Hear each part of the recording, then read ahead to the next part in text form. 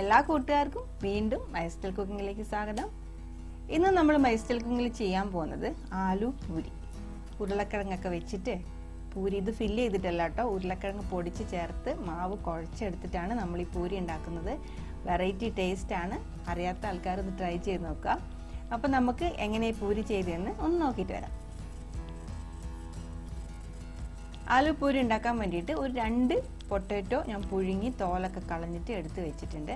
ഇതുപോലെ എനിക്ക് കുറച്ച് പരന്ന പാത്രത്തിൽ മാവൊക്കെ ഇട്ടിട്ട് ഇതിൻ്റെ അകത്തേക്കാണെങ്കിൽ പരത്താൻ സൗകര്യമുണ്ട്. അതുകൊണ്ടാണ് കുറച്ച് പരന്ന വലിയ പ്ലേറ്റ് എടുത്തിട്ടുള്ളത്. അപ്പോൾ നിങ്ങളുടെ ഇഷ്ടം അനുസരിച്ചിട്ട് നിങ്ങൾ കുഴയ്ക്കാൻ ആവശ്യമൊരു പാത്രം എടുക്കുക. ഈ പൊട്ടാറ്റോ ആദ്യം നമുക്കൊന്ന് മിക്സിയിൽ അരച്ചെടുക്കണം. മിക്സിയിൽ അരയ്ക്കുക എന്ന് പറയുമ്പോൾ വെള്ളമൊന്നും ഒഴിക്കണ്ട, വെറുതെ അരച്ചാൽ മതി. അപ്പോൾ തന്നെ ഇതേപോലെ നല്ലൊരു ഫൈൻ പേസ്റ്റ് ആയിട്ട് കിട്ടും, നല്ല തിക്കായിട്ടുള്ളൊരു പേസ്റ്റ് ആയിട്ട്. ഇത് ഒട്ടും വെള്ളം ചേർക്കാണ്ട് വേണം അരച്ചെടുക്കാൻ. അപ്പം തന്നെ നല്ല കട്ടിയിൽ ഇതേപോലെ തിക്കായിട്ട് ഒരു സംഭവം കിട്ടും. ഇതാണ് നമ്മൾ അരച്ച് മാവിൻ്റെ കൂടെ കുഴച്ച് പൂരിക്ക് വേണ്ടിയിട്ട് റെഡിയാക്കുന്നത്.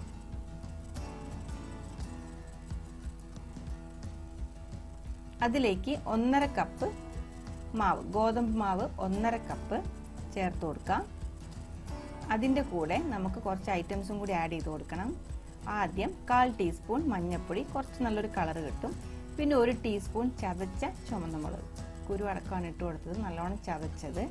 പിന്നെ ഒരു 1/2 ടീസ്പൂൺ മല്ലിപ്പൊടി, ഒരു 1/4 ടീസ്പൂൺ അജ്വൈൻ, അതായത് അയമോദകം. അതിന് എന്തെങ്കിലും ഈ ഗ്യാസിൻ്റെയൊക്കെ പ്രശ്നം ഉണ്ടെങ്കിലോ ഒക്കെ വയറിന് നല്ലതാണ് അയമോദകം എപ്പോഴും. അപ്പോൾ അതുണ്ടെങ്കിൽ ഇട്ട് കൊടുക്കുക. അതിൻ്റെ ടേസ്റ്റ് ഇഷ്ടപ്പെടാത്തവർ ഇടണ്ട, പകരം കുറച്ച് ജീരകം ഇട്ട് കൊടുത്താലും മതി. പിന്നെ ആവശ്യത്തിന് ഉപ്പ്, മല്ലിയില ഞാൻ കുറച്ച് കൂടുതൽ ഇട്ട് കൊടുത്തിട്ടുണ്ട്, നല്ലൊരു ടേസ്റ്റ് കിട്ടും. ഇനി ഇത് കൈ വെച്ചിട്ട് നന്നായിട്ട് പ്രസ് ചെയ്തിട്ട് നമുക്ക് പൂരിക്കൊക്കെ കുഴയ്ക്കുന്ന പോലെ കുഴച്ചെടുക്കാം. വെള്ളം ഒട്ടും ചേർക്കണ്ട, ആ ഉരുളക്കിഴങ്ങിൻ്റെ അകത്തുള്ള വെള്ളം മതി നമുക്ക് ഈ പൂരി കുഴച്ചെടുക്കാൻ വേണ്ടിയിട്ട്. ആദ്യം കുഴയ്ക്കുമ്പോൾ നമുക്ക് വെള്ളം ഇത് പോരാൻ തോന്നും, പക്ഷെ കുഴച്ച് വരുമ്പം വെള്ളം ചിലപ്പം കുറച്ച് കൂടുതൽ ഒട്ടൽ പോലെ തോന്നും. അല്ലാണ്ട് ഇതിന് വെള്ളം തികയാണ്ട് വരില്ല. ഇനി അഥവാ തികഞ്ഞില്ല, വെള്ളം ഇത് പോരാ, കട്ടിയിൽ കുഴയുന്നില്ലെങ്കിൽ കുറച്ച് വെള്ളം ഒന്ന് തളിച്ചു കൊടുക്കണം. ഇപ്പം ഞാൻ കുഴച്ചെടുത്തപ്പം കണ്ടോ, അത് പശ പോലെ ചെറുതായിട്ട് ഒട്ടുന്നുണ്ട്.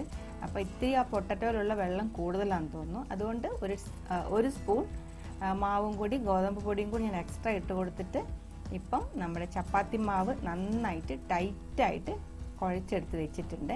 ഇതൊരു 10 മിനിറ്റ് വെക്കുകയാണെങ്കിൽ നല്ലതാട്ടോ, ഒന്ന് സോഫ്റ്റായി കിട്ടും. അപ്പോൾ ഒരു 10 മിനിറ്റ് കഴിയട്ടെ, എന്നിട്ട് നമുക്ക് പൂരി ഉണ്ടാക്കിയെടുക്കാം.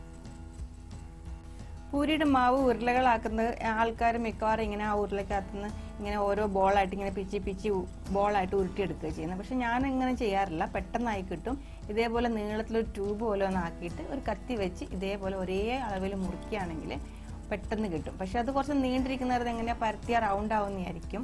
ഇങ്ങനെ ഒന്ന് അമർത്തി കൊടുത്താൽ മതി, അപ്പോൾ ഒരു റൗണ്ട് ഷേപ്പിൽ വരും. എന്നിട്ട് അത് ഇതേപോലെ ഒന്ന് ഉരുട്ടിയിട്ട് നേരെ വയ്ക്കുക. സിലിണ്ടർ ഷേപ്പിൽ നേരെ വെച്ചിട്ട് മേലെ ഒന്ന് കൈ വെച്ച് അമർത്തി കൊടുക്കുകയാണെങ്കിൽ കറക്റ്റ് റൗണ്ട് ഷേപ്പിൽ പരത്തിയെടുക്കാം. പെട്ടെന്ന് കഴിയും. ഓരോന്നായിട്ട് എടുത്ത് ഉരുട്ടുന്നതിനേക്കാളും ഒത്തിരി എളുപ്പമാണ് ഇങ്ങനെ ചെയ്യാൻ വേണ്ടിയിട്ട്. പൂരിക്കും ചപ്പാത്തിക്കും ഒക്കെ ഞാൻ ഇങ്ങനെ തന്നെ കേട്ടോ പരത്തുന്നത്. ഇനി നമുക്കത് പരത്താൻ വേണ്ടിയിട്ട് കുറച്ച് എണ്ണ, 1 സ്പൂൺ എണ്ണ ഒഴിച്ച് കൊടുത്തിട്ടുണ്ട്. ഇത് മുഴുവനും വേണ്ടി വരില്ല, ഒരു 1/2 സ്പൂൺ മതിയായിരിക്കും. ഇത് കണ്ടോ, അങ്ങനെ വെച്ചിട്ട് കൈ വെച്ചിട്ട് മുകളിലൊന്ന് പ്രസ് ചെയ്ത് കൊടുക്കുക. ഒന്ന് ചെറുതായിട്ടൊന്ന് അതുപോലെ ഒന്ന് അടിച്ചു കൊടുക്കുമ്പോഴത്തേക്ക് തന്നെ കറക്റ്റ് റൗണ്ട് ഷേപ്പിൽ അത് പരന്ന് വരും. എണ്ണയിൽ കൈ തൊട്ടിട്ട് വേണം കേട്ടോ ഇങ്ങനെ മുകളിലൊന്ന് ആക്കി കൊടുക്കാൻ. അപ്പോഴാണ് നമ്മളിത് പരത്തുമ്പം നന്നായിട്ട് വരുള്ളൂ. ചില ആൾക്കാർ പൂരി പരത്തുമ്പോൾ പൊടി കൂട്ടിയിട്ട് പരത്തും, പക്ഷെ നമ്മൾ എണ്ണയ്ക്കകത്തേക്ക് ഇട്ട് കൊടുക്കുമ്പോൾ പൊടിയെല്ലാം കൂടി കരിഞ്ഞിങ്ങനെ കിടക്കും. അത് ഉണ്ടാവാണ്ടിരിക്കാൻ വേണ്ടിയിട്ട് ഞാനിപ്പം എണ്ണ തൊട്ടിട്ടാണ് ഇത് പരത്തി കൊടുക്കുന്നത്. ഇനി നമുക്കിത് പൂരിയുടെ ആ ഒരു ഷേപ്പിൽ, ആ ഒരു കട്ടിയിൽ പരത്തിയെടുക്കാം. മാവ് ഒത്തിരി ലൂസായി പോകാണ്ട് നോക്കണം. ലൂസാവുകയാണെങ്കിൽ നിങ്ങൾ പൊടി ഇട്ടിട്ട് അഡ്ജസ്റ്റ് ചെയ്യണം. എപ്പോഴും നമ്മൾ പൂരി പരത്തുമ്പം ചപ്പാത്തി മാവിനേക്കാളും കുറച്ച് ടൈറ്റായിട്ടായിരിക്കണം പൂരിയുടെ മാവ് ഉണ്ടാവുക. എന്നാലേ എണ്ണ അത് ഒത്തിരി കുടിക്കാണ്ടിരിക്കുള്ളൂ, നല്ലോണം മുരിഞ്ഞ് കിട്ടുകയും ചെയ്യും. ഇപ്പം നമ്മുടെ പൂരി റെഡി ആയിട്ടുണ്ട്. നോക്കെ, നല്ല കളർഫുള്ളാണ് കാണാൻ വേണ്ടിയിട്ട്. അതിനകത്ത് ഒരുപാട് ഐറ്റംസ് നമ്മൾ ഇട്ട് കൊടുത്തല്ലോ. ഇതിൻ്റെ ഇപ്പം എണ്ണയ്ക്കകത്ത് ഫ്രൈയും കൂടി ആകുമ്പോഴത്തേക്ക് നല്ലൊരു മണവും നല്ല ടേസ്റ്റും ആയിരിക്കും ഇതിന്. എണ്ണ ചൂടാക്കാൻ വെച്ചിട്ടുണ്ട്, ഓയിൽ ചൂടായി. ഇനി നമുക്ക് ഇത് കണ്ടോ, അതിപ്പോൾ കോരി എടുക്കാൻ വേണ്ടി ഇതുപോലത്തെ ഒരു അരിപ്പത്തവി ഞാൻ ഇട്ട് കൊടുത്തിട്ടുണ്ട്. ഇപ്പം ഞാൻ എപ്പോഴും ആ തവി ആ എണ്ണയ്ക്കകത്തിട്ടൊന്ന് ചൂടാക്കി വയ്ക്കും. അല്ലാണ്ട് നമ്മൾ പൂരി ഇട്ട് കഴിഞ്ഞതിന് ശേഷം ഈ തവി കൊണ്ടിടുമ്പോൾ എണ്ണയുടെ ചൂട് പെട്ടെന്ന് കുറഞ്ഞു പോകും. അപ്പോൾ പൂരി ചിലപ്പോൾ പെട്ടെന്ന് പൊങ്ങി വരില്ല. അങ്ങനെ ഉണ്ടാവാണ്ടിരിക്കാൻ എപ്പോഴും ഞാൻ ആ തവി ഒന്ന് നല്ലോണം ചൂടാക്കി വയ്ക്കും. ഇതേപോലെ എണ്ണയ്ക്കകത്തേക്ക് ഇട്ട് കൊടുത്തതിന് ശേഷം നമ്മൾ തവി ചൂടായിരിക്കുന്നതാണല്ലോ, അത് വെച്ചിട്ട് തന്നെ ഇത് മറിച്ചിടും. തണുത്തത് പെട്ടെന്ന് എണ്ണയ്ക്കകത്തേക്ക് ഇടുമ്പോൾ ആ ഒരു എണ്ണയുടെ ചൂട് പെട്ടെന്ന് കുറയുമ്പോൾ പൂരി ചിലപ്പോൾ പൊങ്ങാണ്ട് വരും. ചിലപ്പോൾ അങ്ങനെ സംഭവിക്കാറുണ്ട്. അതുകൊണ്ട് ഞാൻ ഇപ്പോഴും ആദ്യം ആ തവി ഒന്ന് ചൂടാക്കി വയ്ക്കും. ഇത്രയേ ഉള്ളൂ കേട്ടോ, നമ്മുടെ പെർഫെക്റ്റ് ആയിട്ടുള്ള ആലു പൂരി റെഡിയായി.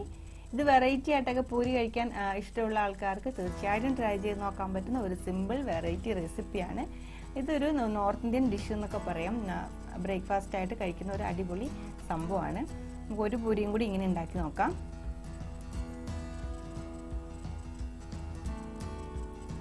ഇത്രയേ ഉള്ളൂ കേട്ടോ, വളരെ സിമ്പിളാണ്. അപ്പം ഈ റെസിപ്പി അറിയാത്ത ആൾക്കാർ തീർച്ചയായിട്ടും ഒന്ന് ട്രൈ ചെയ്ത് നോക്കുക. ഇനിയിപ്പോൾ ഉരുളക്കിഴങ്ങ് മിക്സിയിൽ അരച്ചെന്നെ എടുക്കണമെന്നില്ല.